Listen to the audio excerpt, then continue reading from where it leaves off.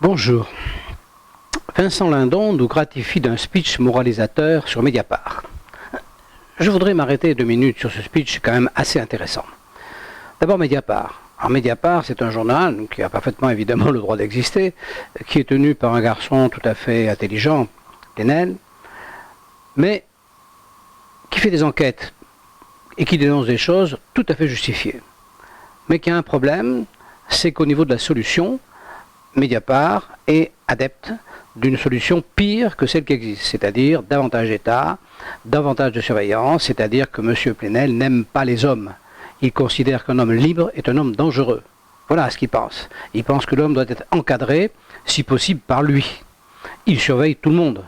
Il se sent une âme de délateur, quelquefois à juste titre, d'autres fois un peu indélicate, mais il pense vraiment que la délation est la solution et que l'homme libre est dangereux. C'est au fond de ses gènes, il pense ça. Je pense exactement l'inverse. Je pense que l'homme libre est beaucoup moins dangereux que l'homme asservi et je pense que la servitude est toujours extrêmement grave. Ceci posé. Revenons à Vincent Lindon. Alors Vincent Lindon, c'est un garçon que j'ai connu il y a pas loin de 40 ans. Je l'ai reçu à Sète à l'occasion d'une manifestation que j'animais.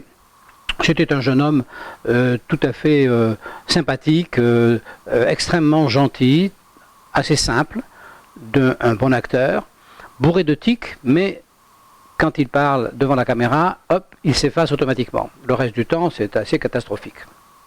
Un type gentil donc. La dernière fois que je l'ai croisé, c'était chez Hermès, rue François 1er, le petit Hermès qui est rue François 1er, où il achetait des chemises. Bon, ça, c'est pas bien important. Alors, pourquoi cette diatribe sur le capital? Parce que c'est ça l'histoire. Finalement, Vincent Lindon vient nous dire quoi? Il vient nous dire la crise du coronavirus fait apparaître la faiblesse économique de l'hôpital qui devrait avoir beaucoup plus d'argent. Alors là, il faut quand même un petit peu lui expliquer que c'est pas d'aujourd'hui que l'hôpital ne fonctionne pas et que le problème de la pandémie, c'est d'avoir justement confié sa solution à l'hôpital.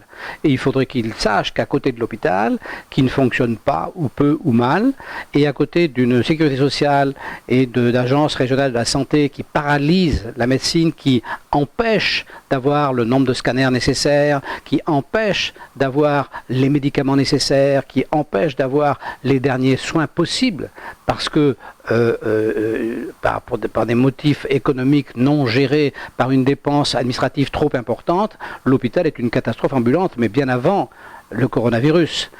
Il y a une force médicale en France qui fait ce qu'elle peut, qui est la force médicale privée, où des gens libres vont au bout de leur passion et de leur métier, et si, comme c'est le cas aujourd'hui, depuis le 7, si l'État avait fait confiance à cette force de frappe, nous ne serions pas dans la situation où nous sommes.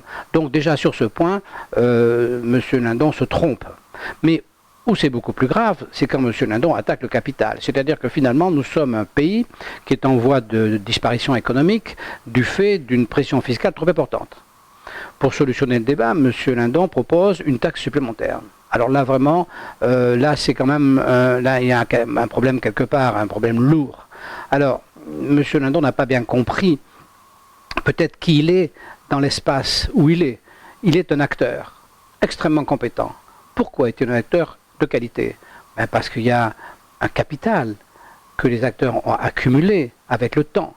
Il y a eu avant lui les plus grands, Rému et compagnie, et c'est sur eux, c'est en les regardant, c'est chacun de ces artistes a marqué le territoire, et depuis qu'on peut les accumuler, c'est-à-dire depuis qu'il y a l'INRA, depuis qu'on garde les films, depuis qu'on sait, on peut regarder ce qui s'est passé au fil du temps, on a créé un capital qui permet à ceux qui s'expriment de voir à quel endroit, comment on peut s'exprimer, à quel endroit on surjoue, à quel endroit on joue pas assez, et d'arriver à une mesure juste. Tout ça, c'est un capital. Et rien ne se fait sans le capital. Et quand en économie, monsieur Lindon fustige le capital, il se trompe complètement. Le capital est essentiel et le capital n'appartient jamais à celui qui le possède. Le capital économique, il peut être entre les mains exactement comme Rému a pu avoir une faculté naturelle de jouer, mais qui ne lui appartenait pas, même si c'était lui qui jouait. Ensuite, elle tombe tout de suite, dès que c'est fait, elle tombe dans le débat public, tout le monde peut l'imiter. Mais le capital, c'est pareil, dès qu'il est possédé, dès qu'il est construit, il n'appartient plus à celui qui le possède. Donc, cette incompréhension du capital fait que M. Lindon ne fait jamais que suivre la masse des gens à qui il ne fait que rester dans la cave dans la grotte de Platon. Il n'arrive pas à sortir de cette espèce de chape de plomb de haine du capital qu'on a instillé aux Français depuis des siècles. Alors je trouve ça, et attention, ceux qui instillent la haine du capital sont évidemment ceux qui en profitent. Ça a été les nobles, ça a été le clergé, maintenant c'est les technocrates, c'est les fonctionnaires, c'est les politiques, mais enfin il faut bien comprendre que ceux qui nous instillent, ceux qui nous persuadent, ceux qui persuadent la population du fait que le capital est quelque chose de nuisible, oui, pour elle, pour la population, mais pour eux pas du tout, et c'est eux qui en profitent. Il ne faut pas oublier par exemple que M. Plenel, il a quand même commencé son journal en ne payant pas la TVA. Il ne faut pas oublier que par rapport à ses confrères qui payaient la TVA, lui n'a pas payé la TVA. Donc il a gagné 20%. Et ensuite, il a fait passer une loi comme quoi il a pu la payer. Il faut quand même le faire, hein. Donc il ne faut pas se tromper. Le capital, ils savent ce que c'est. Alors, revenons à M. Lindon. M. Lindon, qui est un homme charmant. Qu'est-ce qui lui arrive? Alors, il y a plusieurs hypothèses. Première hypothèse, il a touché un cacheton. Parce que le discours qu'il a fait, c'est pas lui qui l'a écrit. Enfin, pour moi, c'est pas lui qui l'a écrit. C'est quelque chose qu'il a lu. Très bien d'ailleurs. Hein. Un petit peu surjoué. Bon, alors, soit il a touché un cacheton. Je crois pas. Franchement, je crois pas. Donc il a fait bénévolement. Très bien. Alors, il a fait bénévolement. Pourquoi? Alors, c'est là qu'on peut se poser la question. Alors, soit c'est honnête, soit c'est pas honnête. Si c'est pas honnête, ça pourrait être tout simplement qu'il pense que sa clientèle, la masse des gens participant à cette croyance anticapitale, il a intérêt à la flatter parce qu'il aura un retour professionnel. Beaucoup d'artistes sont comme ça. Beaucoup d'artistes, je me rappelle de Paco Ibáñez, je me rappelle comme si j'étais du jour où Paco Ibáñez est venu à mon festival et où, avant d'entrer en scène, il a demandé une rallonge sur le contrat que nous avions signé et payé en liquide. Quelqu'un, je lui ai dit, écoutez, monsieur Paco Ibáñez, c'est pas compliqué. Soit vous rentrez sur scène sur les conditions qu'on a fixées, soit c'est moi qui rentre et je vais expliquer pourquoi vous voulez pas rentrer. Et puis on arrête là, j'en ai rien à foutre que vous passiez pas. Et puis il est passé. Bon, donc si vous voulez, ça peut être une démarche comme ça d'apparence extrêmement populaire, proche du plus simple, qui est du clientélisme. Mais je ne crois pas que ce soit ça. Parce que je ne vois pas, enfin, le souvenir que j'en ai, à moins qu'il ait beaucoup changé, le souvenir que j'en ai, c'était un homme plutôt sincère. Donc je pense qu'il ne comprend rien à l'économie.